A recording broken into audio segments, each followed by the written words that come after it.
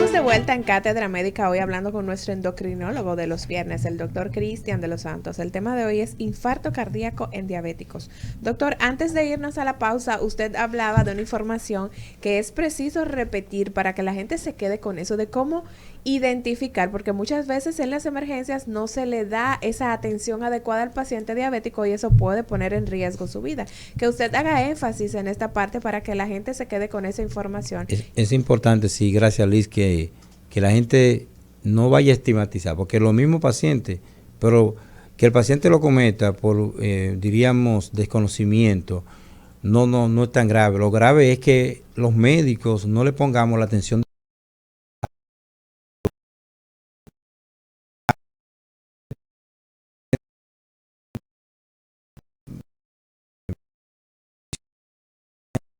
Una historia de que le había dado una epigastralgia y él tenía el antecedente que de gastritis y de una hernia hiatal. Entonces los médicos pensaron de primera intención, porque él tenía 50 años, que lo que tenía era una esofagitis. Una esofagitis es una inflamación o una...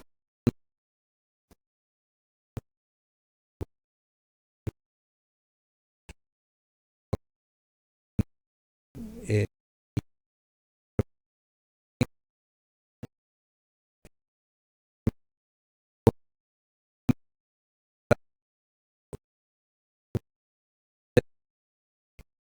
y lo trataron como una esofagitis, porque tenía una antecedente de una hernia hiatal conocida por endoscopía. Y frecuente ese cuadro. Pero había un dato en la historia del paciente que no se tomó en cuenta, y es que el papá le había dado un infarto a los 55 años. Y el antecedente de infarto agudo del miocardio en nuestros familiares de primer grado antes de los 60 años para hombres y antes de los 50 años para mujeres es un dato muy importante que puede y debe dirigirnos a que el paciente puede tener una dislipidemia familiar, hereditaria, y evidentemente cuando yo le pregunto me dice que si su familia tenía problemas de colesterol, me dice, no, todos nosotros tenemos colesterol alto.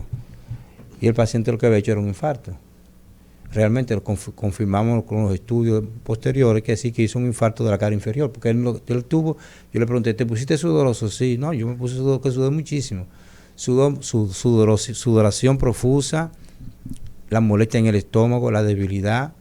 Aunque el paciente tenga una gastritis por historia, hay que hacer un electro. No le hicieron el electro en la primera intención. Simplemente lo manejaron en la emergencia de la clínica que él fue como una gastritis. Le pusieron medicamentos y lo fueron para la casa. Pero el paciente se fue con su infarto. Pues vamos a decir que gracias a Dios no se complicó más de ahí, pero hizo un infarto. Ahora tiene una fracción de eyección un poquito baja, se está cansando, entonces ya hace las complicaciones que vienen del posinfarto. Ahora tiene disnea o dificultad para caminar. Ahora hay que valorar hacer un cateterismo cardíaco para ver si podemos salvar que se repite ese infarto, si podemos limpiar esa arteria, que es la parte endovascular que se ha mencionado muchas veces con los cardiólogos que nos visitan.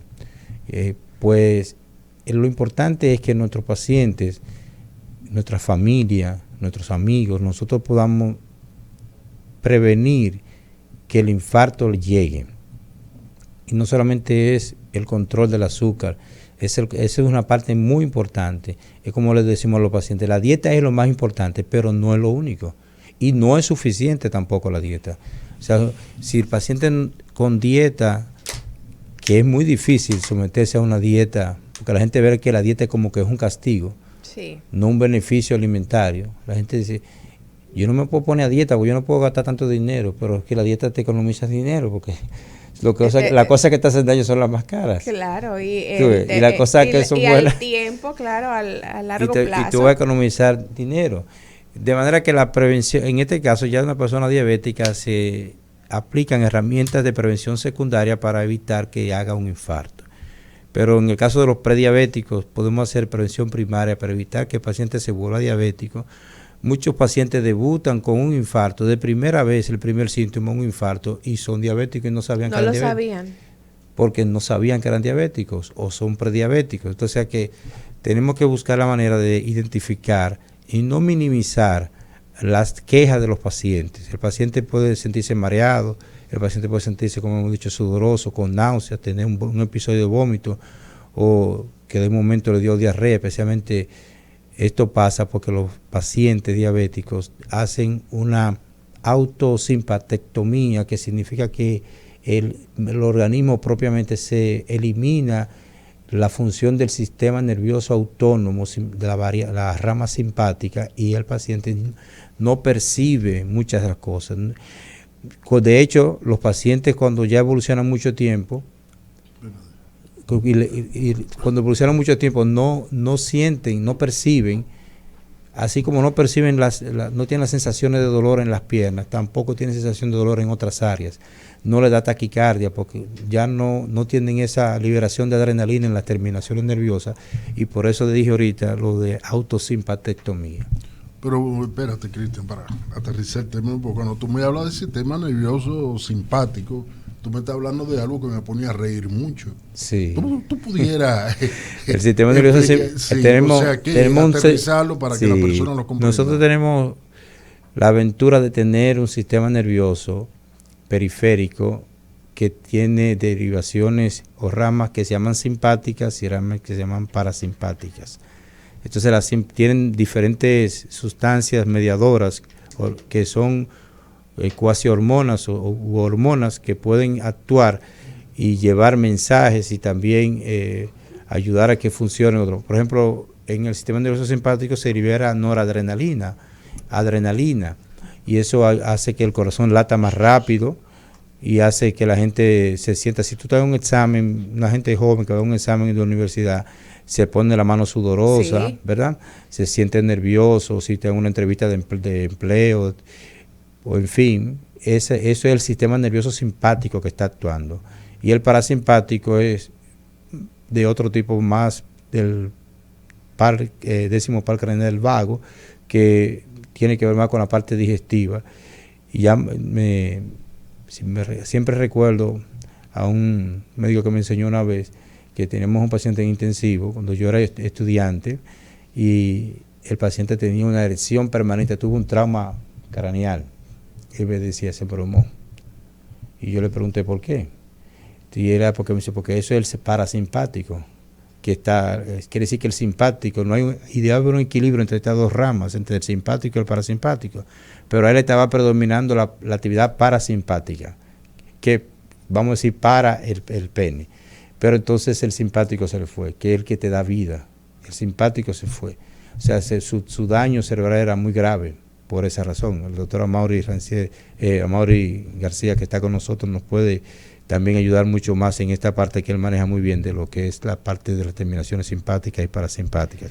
Doctor, yo tengo un dato aquí, es que las estadísticas señalan que el 70% de los pacientes con diabetes fallecen como consecuencia de una cardiopatía isquémica. ¿Cómo se puede detener? ¿Qué medidas debe tomar un paciente diabético para detener el daño al corazón como producto de la diabetes? Cuidar el azúcar en un diabético es cuidar el corazón.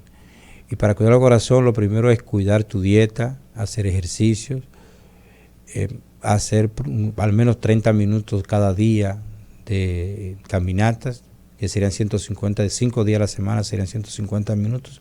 Eso está ya establecido por la Organización Mundial de la Salud, pero también usar sus medicamentos. Todo paciente con diabetes, si no tiene intolerancia gástrica, si no tiene una úlcera ni gastritis, si no tiene alergias, debe tomarse una aspirina al menos de 81 miligramos todos los días.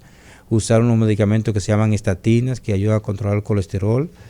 Mucho tiempo se consideró a la diabetes como un criterio para decir que las arterias del corazón estaban ya enfermas.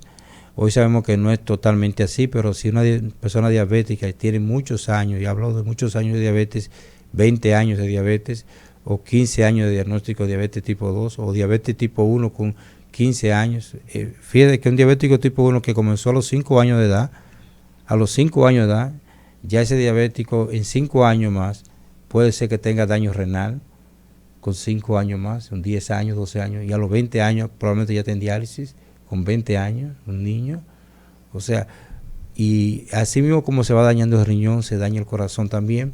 O sea, hay que cuidar la ingesta de sal, comer esa cucharadita de sal pequeñita para todas tus comidas, no echarle sal, agregarle sal a las comidas, tratar de aprender a comer lo más bajito de sal. diabético, yo le digo a los pacientes, no se hace asesino, no mate el amargo, déjale el amargo vivo.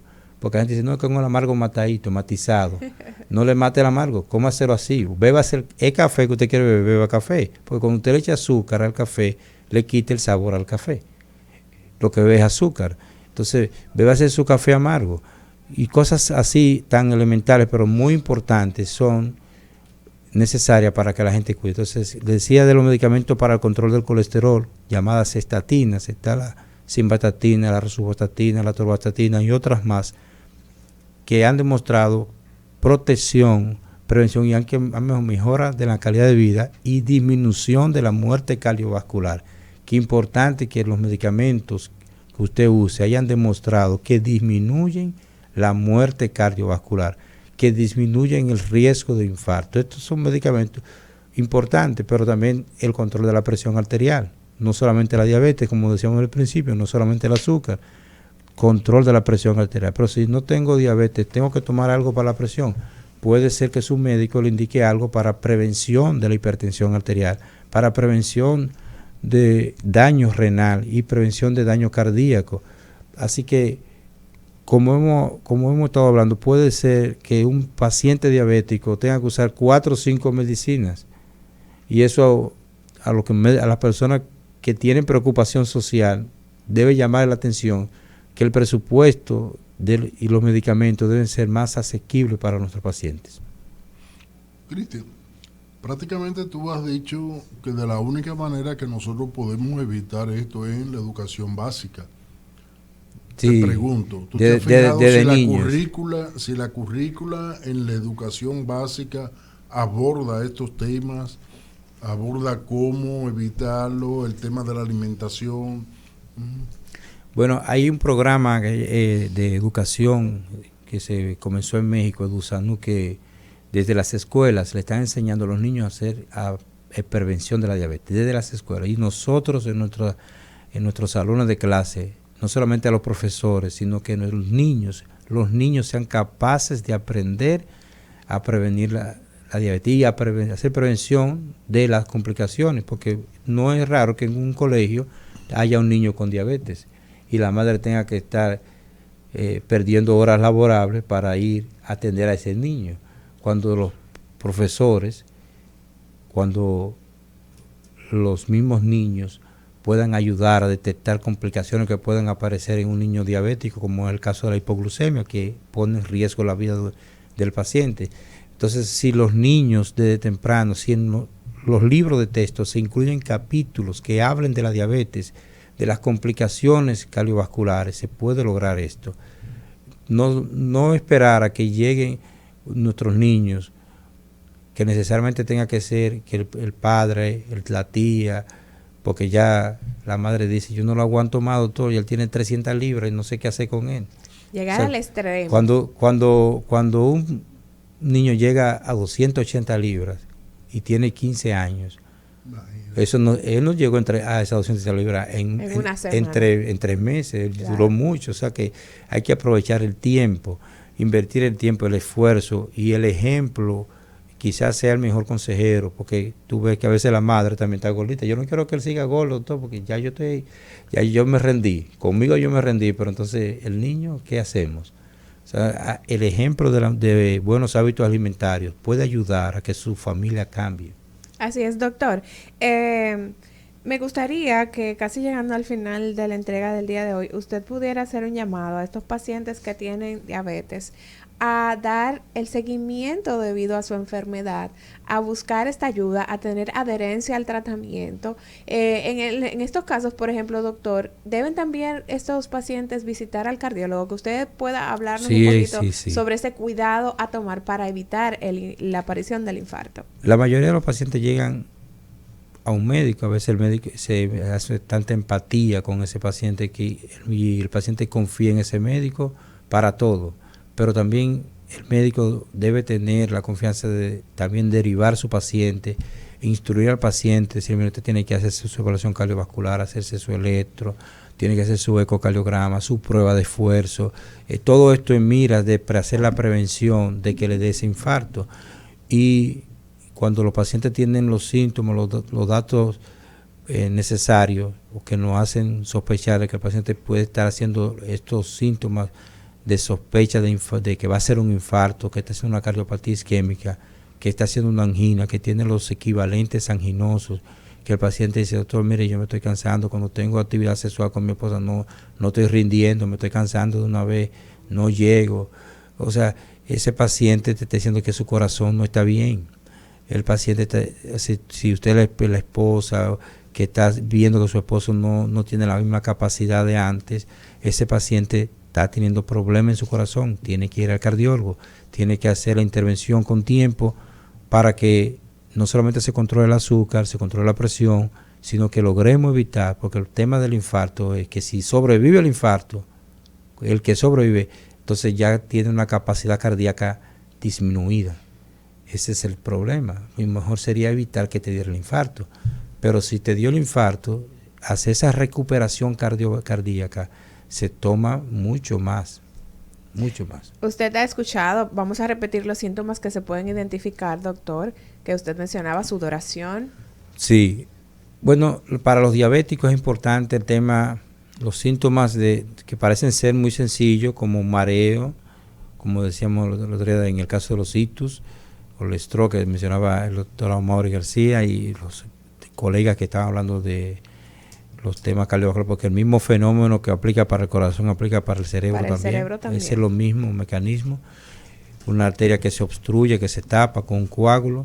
Entonces, evitar que este paciente que te está dando señales, son señales que está dando tu corazón, que dice que no se siente cómodo, que te está cansando, que tú subías las escaleras rápido y ahora tienes que pararte en el camino, que ahora tú sientes que te dan palpitaciones, un dolorcito de pecho a veces, un peso en el pecho, náuseas, te da a falta de aire, te pones sudoroso, o te duele la boca del estómago.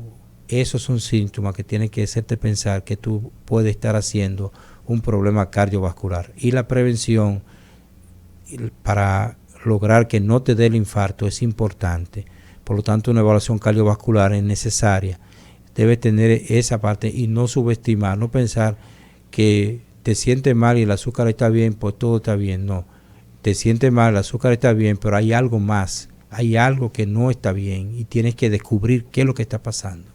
Ponga atención a su cuerpo porque su cuerpo le está hablando, no lo pase por alto para que pueda evitar complicaciones mayores o poner en riesgo su vida. Hoy hemos estado hablando con el doctor Cristian de los Santos, nuestro endocrinólogo. El tema de hoy ha sido infarto cardíaco en diabéticos. Queremos recordar que ustedes pueden encontrar al doctor Cristian de los Santos en el Consultorio Médico Jerusalén, en el teléfono 809-221-6558. También pueden encontrarlo en el Hospital Vinicio Calventi y en su oficina privada con los teléfonos 809-287-6145. Doctor Cristian de los Santos, muy agradecidos como siempre de que usted traiga esta información precisa. Gracias a ustedes también por darnos esta oportunidad de decirle a nuestros pacientes que qué pasa cuando el paciente aprende aparentemente a manejarse su patología, que ya ellos te dicen, yo me entiendo mi cuerpo, yo sé, cuando yo me siento mal, cuando el paciente diabético